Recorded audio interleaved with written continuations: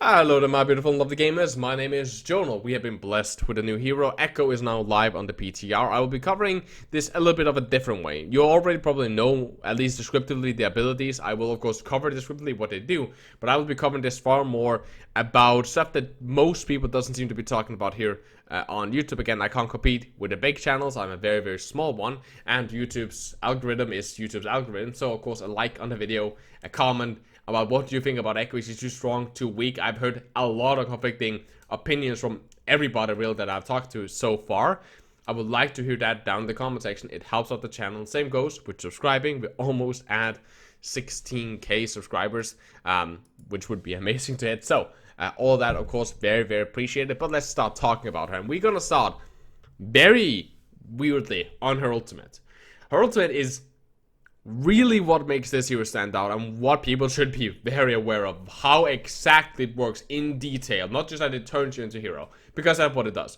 You target a hero almost like a nano boost, you press your Q or your whatever ult button you have preference, and you will turn into that ultimate, you will turn into that hero, essentially obtaining all their stats, their health, their damage model, everything, including their hitbox. It's not an illusion, you're copying exactly, essentially a ditto from Pokemon. This is where shit gets crazy though. When you do this, the ultimate time, so essentially how fast you build up an ultimate, is decreased by a billion. You gain ult charge almost immediately. So much so that when I was testing this out in the practice range, I could turn into Tracer. And by the way, the range of this ultimate is insane. But I could turn into Tracer, and I could blink to the training bot and build 5 pulse bombs before the ultimate went out. It lasts for 15 seconds, meaning I could build 5 pulse bombs in 15 seconds and just drop them. Now, of course, in professional games or whatever, that won't be will not be, and you can argue forward and back, because again, if there's tanks on the field, this was against 200 HP bots, and I wasn't damage boosted. If there's tanks on the field or I'm damage boosted as a Tracer, you can imagine how devastating that is. Or if it's somebody like Sombra. Of course, this is not as powerful as it should be. For example, Genji Dragonblade, right? It lasts for 6 seconds. So you build it, pull it, 6 seconds, right? So maybe you use 9 seconds on one ultimate and you won't have time to build a new one and pull it. If you are mid-ult animation and the 15 seconds run out, for example, if you pick Zen, go in trance, and then Echo's ultimate runs out, you turn back to Echo and the ultimate just gets cancelled immediately, so you won't play out the full duration. It just stops right there and then. The same goes if you take damage, or essentially if you die. It's almost like if you die, if you turn into Roadhog and I kill you, you just pop back out of the Roadhog form with Echo's health, assumingly as much health as when you turned into Roadhog. So if you had 150 health, turned into Roadhog, I kill Roadhog, you pop up back with 150 health, which also makes it really, really. It's almost like, you know, you're picking a fight against them. If you have your ultimate and you go into a duel against any other DPS hero, you will most likely stomp them, because first you will have the duel against them with themselves, so you have to 1v1 with one hero, and then when you're done with that shit, you turn straight back into yourself, and then you're fighting as Echo once more. It's a very, very strong one. You can build at least 2 shatters if you turn into a Reinhardt very easily. If you're 0 charge on Zarya, you can build a Graviton by dealing approximately, at least when I ran that in practice range, 350 damage. Boom, you have a Graviton. Now the Graviton lasts for so long that building another one can be shady, but I think that I could almost build 2 Gravitons, if I remember correctly, before the ultimate went fully out, last time I checked. But you can do this with EMPs, which sounds scary. You can do it with pulse bombs. It's in general a very, very different and scary ultimate, and they said, and I quote Jeff here, if this is too powerful, they will nerf it, which I do actually personally think it might need. I want to test this in contenders before I give a comment and see how we run that in contender scrims and how good she is. Let's talk about a primary fire, which is actually pretty fucking garbage, and that's at least some of her balance. Her primary fire deals 50 damage, she fires essentially 3 fucking shots out of her hand, deals 50 damage if you hit all to the body, or 100 if you hit a headshot with all 3. Now that's fine. She has 15 shots in essentially a magazine or whatever you want to call it. She shoots out of her hand, so I don't know. She has 15 shots in her elbow. Whatever. She has 15 shots, deal 50 per shot or 100, meaning it caps from 750 if you hit every shot to the body, all the way up to 1,500. That sounds like a lot. You can 2-shot any support almost by bing bing headshot, or 3-shot them if you know it's a break with 250 health.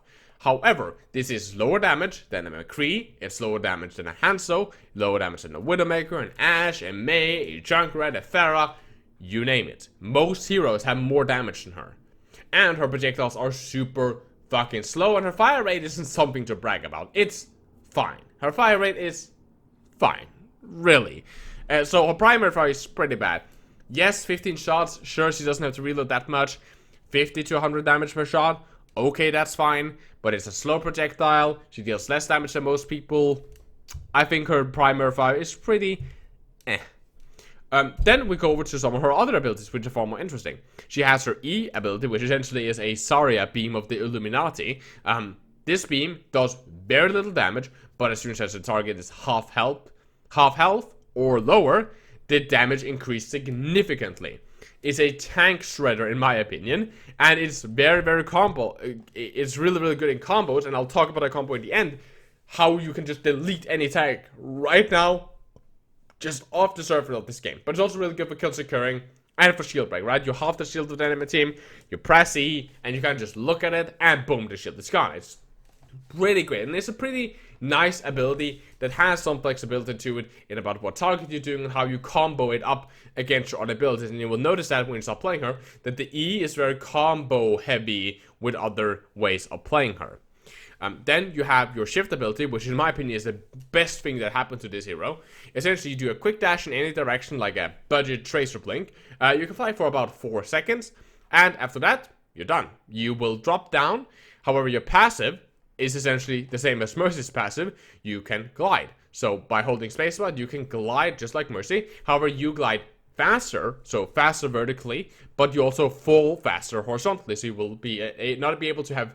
You have shorter air time than a Mercy, but you move faster, making you far more aggressive and essentially allowing you to escape much easier. And I like that. Her shift can, of course, be used for high ground control, like off-angling and disengaging, or taking an off-angle, which is really fucking strong.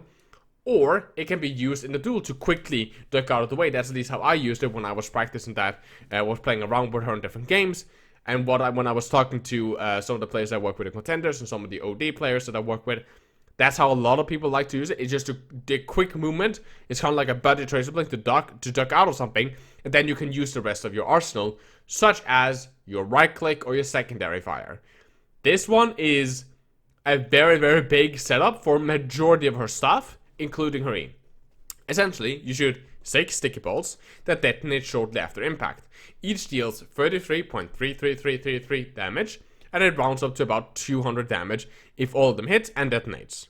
That's pretty good, right? 200 damage. Of course, there is you fire one at a time in a quick burst, so you have to hit all at a squish your DPS. So actually hitting all and one tapping somebody is more difficult than what it sounds.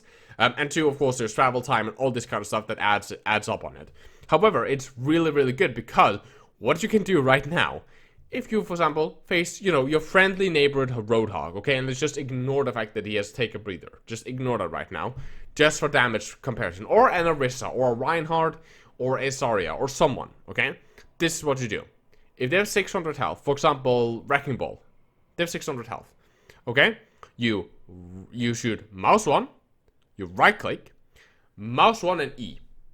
That combo, so the mouse 1 is, if there's no headshot, it's 50. Then you right click and then you E again. That's another 100 just on the primary fire. Then you do 200 damage, that's 300, and then you E. So you can burst 300 to remove half the health of any tank. Doesn't matter if they have 600 health. Half health, gone. And after that, you just charge your E and you just kill secure. It's incredibly powerful. And you can say that, oh, but the tanks can outplay and they can do this and this and this and this, and support can heal and whatever. And then I can count in what my team will do to counteract all that stuff. And we can go forward and back. But right now, that is one hell of a really, really powerful thing. And if you think about it like this, that a Reinhardt can be holding a choke, Echo King can glide up to a high ground with her shift, and do mouse 1, headshot, 100 damage, right click E. Or, as I like to do it, up, right click, so you shoot the 200 balls, then you primary fire, and then you E, because then the E will start as the detonation happens, perfectly maximizing damage output. And that is half the health of the Reinhardt, followed up by a supercharged beam straight down at him. And you can take that angle in a split second, because her movement, her dash is so fast that taking the high ground is super, super easy. It's really, really strong. And that's without counting the fact that you can turn into a hero, turn into a Reinhardt, or anything like that. I personally think that how she's designed, in my opinion, is very, very interesting.